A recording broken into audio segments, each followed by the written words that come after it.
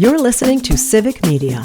You can tune into any of our live shows on any radio station across the state with the Civic Media app. Find us in your phone's app store and listen anytime, anywhere. This is your WMDX Daily News Roundup for Mad Radio 92.7 FM and 1580 AM in Madison.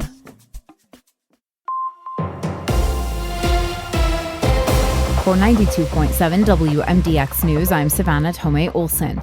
Wisconsin is joining yet another multi-state lawsuit against the Trump administration, this time over education funding. Attorney General Josh Kaul says the move includes 23 other states. The lawsuit argues that the Trump administration withholding more than $6 billion for schools and adult education programs is illegal and unconstitutional. Wisconsin was supposed to get about $72 million on July 1st. Instead, the state was notified on June 30th that money would not be coming. It was already authorized by Congress in a bill that was signed into law by President Donald Trump just 4 months ago. Superintendent Jill Underly says, quote, Wisconsin schools depend on these dollars to serve kids. Make no mistake, stopping this money has already harmed and will continue to harm our families and communities, end quote.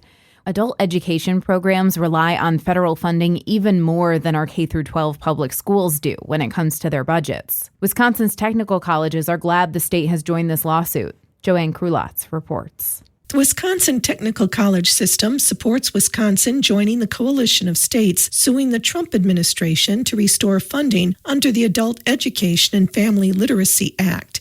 Of the 34,000 students enrolled in adult education at Wisconsin's 16 technical colleges each year, over 17,000 depend on Adult Education and Family Literacy Act funding to access essential services through the technical colleges and community-based organizations. In the 2023-24 academic year alone, over 2,500 of these learners enrolled in post-secondary occupational programs at these colleges, programs that directly lead to career pathways and help meet the workforce needs of Wisconsin employers. Local health officials are issuing a warning after a spike in overdoses. At one point this week, there were 5 confirmed overdose calls to 911 in just a 24-hour period. Staff at Public Health Madison-Dane County say they don't know what's causing this spike, but substance abuse can increase the risk of heat-related illnesses. Officials advise people with substance use disorders to carry Narcan and use fentanyl test strips.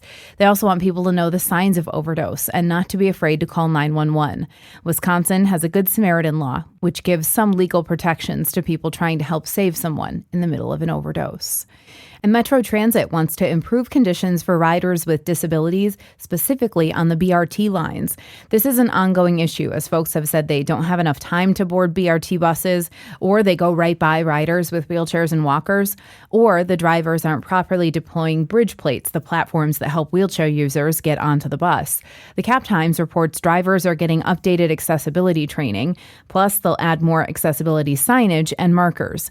On top of that, Metro Transit is holding community training sessions this month to get people more familiar with BRT operations and more comfortable getting on the buses. As we reported earlier this week, 2 of 3 veterans housing centers in Wisconsin are set to close after Republican lawmakers didn't fund them in the state budget. Now, a group of Democrats is trying to save those centers. Lisa Hale reports.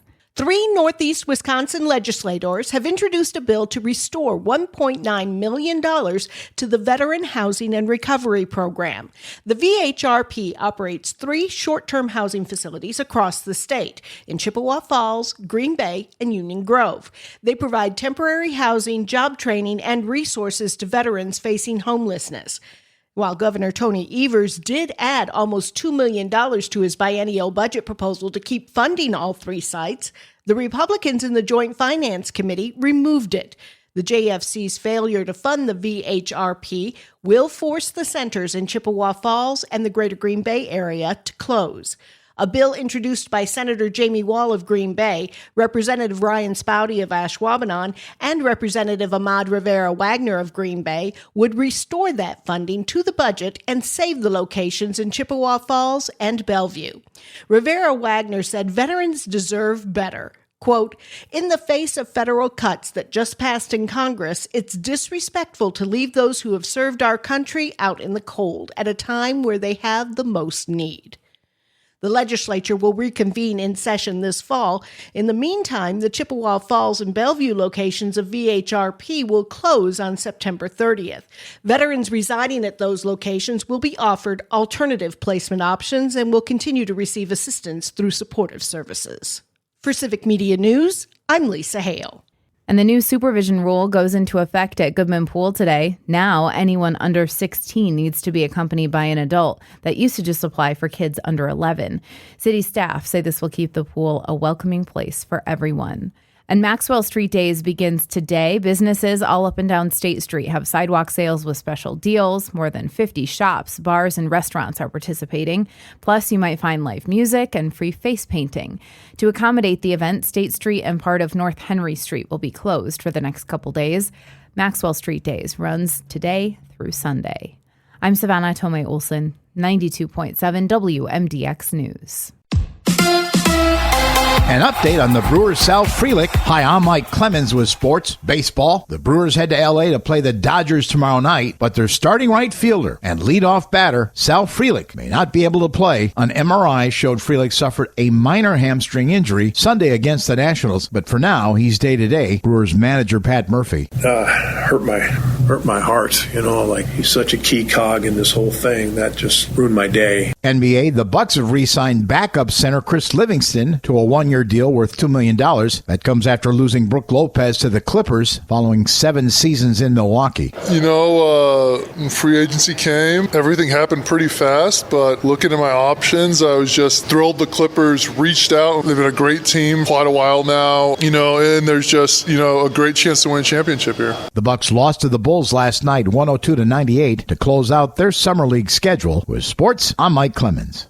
On your entertainment beat, I'm Pete Schwaba. George Wendt passed away May 20th at the age of 76. Wendt played Norm on Cheers for all 11 seasons of the show. His co-star, Rhea Perlman, who played Carla on the show, told the New York Post recently his passing was the saddest thing ever. Perlman and Wendt were both part of a Cheers reunion at the 2024 Emmys. The actress says none of her or her fellow Cheers castmates thought Wendt was that sick, adding that she didn't even think Wendt thought he was sick. Perlman's new show, Too Much, can be seen on Netflix. Yes, there are probably too many sequels and franchise movies coming out of Hollywood. Every once in a while, though, you see one that catches your eye and you think it's really cool. Such is the case for yours truly and a new movie from the Dr. Seuss world based on the book Oh, the Places You Will Go. Warner Brothers has announced the new animated film will feature the voices of Josh Gad and Ariana Grande. Oh, the Places You Will Go was the last book published by Dr. Seuss, who passed away in 1990. No release date on the movie has been announced. Yesterday in the Beats, I talked a lot about the Emmy nominations, which were announced Tuesday morning. Kathy Bates was nominated for Best Actress for her role on the Matlock reboot. According to The Hollywood Reporter, Bates is the oldest actress ever to be nominated in the category at the age of 77. Bates crushed the old record set by Angela Lansbury, who was 70 at the time when she was last nominated for an Emmy. Lansbury bumping off Bates to keep her record would have actually been a great episode of Murder, She Wrote, or Matlock. In other old folks done good news, Harrison Ford has earned his first Emmy nomination at the tender age of 83 for his role in Shrinking. Ford plays therapist Paul Rhodes, who is battling Parkinson's. It's a nice honor for Ford, although it pretty much just means he's had such a great movie career, he's never had to do TV. Ford stars opposite Jason Segel and Wendy Malick on the Apple TV show. Both seasons are available to stream, and a third season has been ordered. Is there anyone left in America who does not stream and only uses broadcast TV? Probably, but not many, as ratings would indicate. According to the Nielsen, broadcast TV accounted for just 18.5% of all viewers for the month of June. That is a record low, according to Deadline. Streaming viewership, however, reached a total of 46%. This is the first time the networks have fallen below 20% of overall viewers. Deadline says that could be due in part to a lack of sports in the month of June and after network TV shows have wrapped their seasons. There will be no season 3 of Taylor Sheridan's 1923. The Yellowstone spinoff was never meant to go beyond 2 chapters or seasons. The Harrison Ford, Helen Mirren-led 1923 has become a hit internationally 3 months after the season finale aired on Paramount+.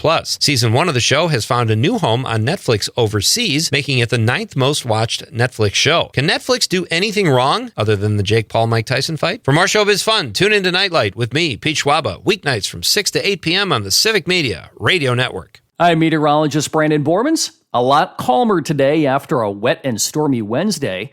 A mix of clouds and sun today, cooler and less humid, a high of 71. For tonight, partly cloudy, a low of 55. Gorgeous finish to the work week, sunny on Friday, high of 78. Currently, it's 59. That's your WMDX Daily News Roundup from Civic Media. Subscribe to this podcast on Spotify, Apple, or wherever you find your podcasts. Find more news at mad.radio. The national news cycle never stops, but it can be hard to find news about your local community. Civic Media is dedicated to providing quality local and state news coverage across Wisconsin. With the Civic Media app, you can get notifications about local stories that matter to you and your community. Find the free Civic Media app in your phone's app store and choose notifications from the menu to tell us what kind of news you want to hear about.